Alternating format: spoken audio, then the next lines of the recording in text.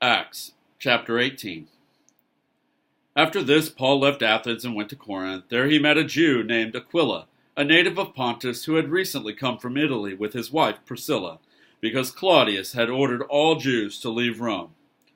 Paul went to see them, and because he was a tent maker as they were, he stayed and worked with them.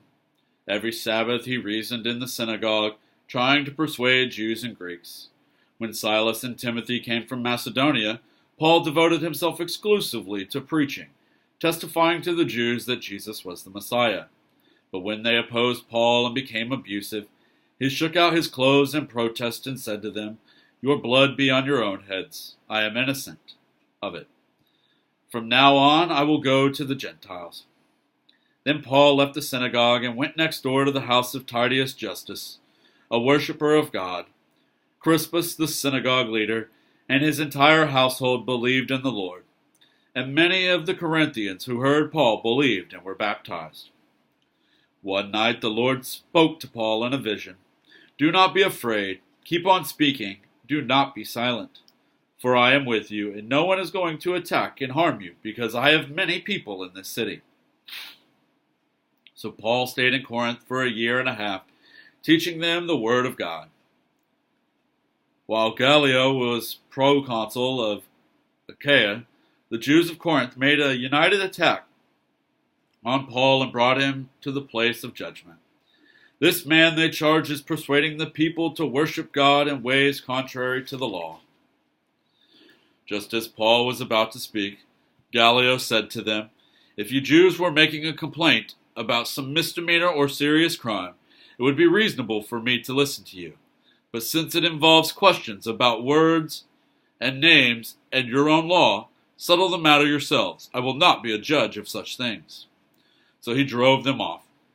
Then the crowd there turned on Sosthenes, the synagogue leader, and beat him in front of the proconsul. And Gallio showed no concern whatever. Paul stayed on in Corinth for some time. Then he left the brothers and sisters and sailed for Syria, accompanied by Priscilla and Aquila. Before he sailed, he had his hair cut off at the Cenchrea because of a vow he had taken. They arrived at Ephesus, where Paul left Priscilla and Aquila. He himself went into the synagogue and reasoned with the Jews. When they asked him to spend more time with them, he declined. But as he left, he promised, "I will come back if it is God's will." Then he set sail for Ephesus. When he landed at Caesarea, he went up to Jerusalem and greeted the church, and then went down to Antioch. After spending some time in Antioch, Paul set out from there and traveled from place to place throughout the region of Galatia and Phrygia, strengthening all the disciples. Meanwhile, a Jew named Apollos, a native of Alexandria, came to Ephesus. He was a learned man with a thorough knowledge of the Scriptures. He had been instructed in the way of the Lord, and he spoke with great fervor, and taught about Jesus accurately, though he knew only the baptism of John. He began to speak boldly in the synagogue. When Priscilla and Aquila heard him, they invited him to their home and explained to him the way of God more adequately. When Apollos wanted to go to Achaia, the brothers and sisters encouraged him and wrote to the disciples there to welcome him.